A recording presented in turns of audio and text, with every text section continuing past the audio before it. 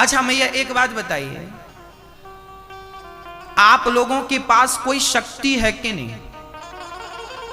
रावण शक्तिशाली था, राम जी शक्तिशाली थे, हनुमान जी शक्तिशाली थे। मैं आपसे पूछ रहा हूं कि आपके पास शक्तियां हैं कि नहीं? हां या ना जवाब दीजिए। हाँ मैया जी, आपके पास कोई शक्ति है? हां कि ना कि गोल गोल? हाँ, आपके पास कोई शक्ति है? नहीं है। दादाजी आप लोग बताइए, आपके पास कोई शक्तियां हैं? हाँ या ना? नहीं, ऐसा आप कह रहे हैं। देखिए आपका बुढ़ापा आ गया, पर सच्चाई यह है कि आज तक आपने अपने आप को नहीं पहचाना। आप मनुष्य हैं, मनुष्य पहचानिए अपने आप को। आप जितने शक्तिशाली हैं, कोई नहीं है इतना शक्तिशाली। अब आपकी शक्तियों को मैं बोल रहा हूं, गिनिएगा। आपके पास है शक्ति देखने की, हां या ना? आपके पास है शक्ति सुनने की, हां या ना? आपके पास शक्ति बोलने की, हां या ना?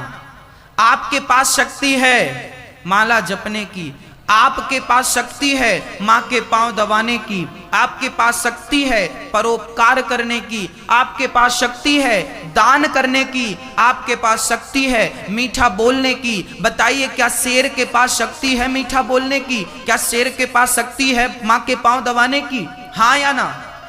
शेर जितना पावरफुल है उससे करोड़ों गुना पावरफुल आप हैं। लेकिन बुढ़ापा आएगा, मर जाओगे, आपको पता ही नहीं चलेगा कि आपके पास शक्तियां जो थीं वो किस लिए थी। आपके पास कितनी शक्तियां? आपके पास सबसे बड़ी शक्ति यह है कि आपको सही और गलत की परख है, हां या ना? शेर को सही गलत की परख नहीं है, आपको कपड़े पहनने की परख है। क्या पहने क्या ना पहने, क्या शेर को ये है बुद्धि? इसका अर्थ है कि 84 लाख योनियों में सबसे ज्यादा शक्तिशाली ईश्वर ने किसी को बनाया है तो इंसान को। और मैं आपकी एक बहुत बड़ी शक्ति का उल्लेख करने जा रहा हूं, वर्णन करने जा रहा हूं कि आपके पास इतनी बड़ी शक्ति है कि आप उस शक्तिमान, उस परमपिता परमेश्वर को अपनी भक्ति की शक्ति के बल पर उसको सामने खड़ा कर सकते हैं। यह शक्ति आपके अंदर है। आप उस परमपिता परमात्मा को अपनी भक्ति की शक्ति के कारण अपनी आंखों के सामने खड़ा कर सकते हैं, प्रत्यक्ष, हां या ना? इतनी बड़ी शक्ति आपके पास है कि उस परमात्मा को आप प्रकट कर सकते हैं, फिर भी कह रहे हैं कि हम में कोई शक्ति नहीं। अब हम क्या करें जब आपको आपकी शक्ति का ही बोध नहीं है? तो किस लिए आए हो इस संसार में और क्या कर रहे हो? जरा अपनी तरफ देखो तो सही। 84 लाख योनियां हैं और उनमें से किसी भी योनि में, कोई भी योनि से ईश्वर को नहीं पा सकता। क्या शेर भगवान को पा सकता है? क्या गधा भगवान को पा सकता है? क्या कुत्ता भगवान को पा सकता है? क्या बिल्ली भगवान को पा सकती है? क्या मछली भगवान की कथा सुन सकती है? केवल आप ईश्वर को पाने की सामर्थ्यता रखते हैं। और ये मानव का तन पाकर भी गोविंद को नहीं पाया। तो मुझे लगता है कि आप जैसा, हम जैसा मूर्ख इस सृष्टि में कोई नहीं होगा। मानव का तन पाकर भी गोविंद को नहीं पाया तो क्या पाया भाई? हां, लोग कहते हैं नैनीताल जाओ तो नैनीताल जाकर तालाब जरूर देखो।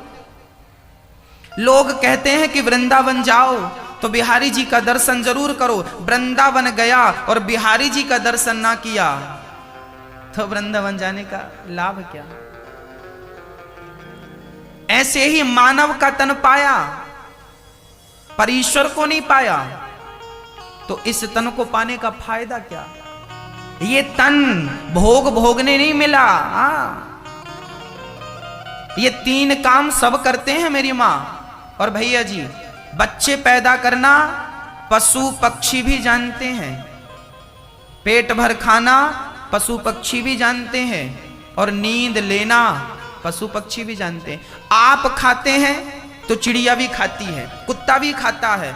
आप सोते हैं, चिड़िया भी सोती है, कुत्ता बिल्ली भी सोते हैं। आप बच्चे पैदा करते हैं तो कुत्ता बिल्ली भी बच्चे पैदा करते हैं। तो यही करने आए हो संसार में, बच्चे पैदा करने, सोने, खाने, ये सब कर रहे हैं आप, बस नहीं हैं अकेले।